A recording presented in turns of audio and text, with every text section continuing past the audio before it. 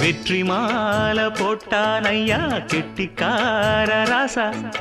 முத்து போல கண்டான் அங்கே மொட்டு போல ரோசா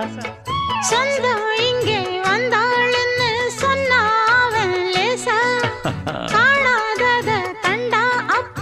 ஆனானையா பாசா என்னாச்சு இந்த மனம் பொன்னாச்சு அட எப்போதோ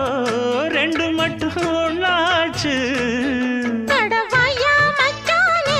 யோகா இப்போ உண்டாச்சு அடுக்கு மல்லி எடுத்து வந்து தொடுத்து வச்ச மாலை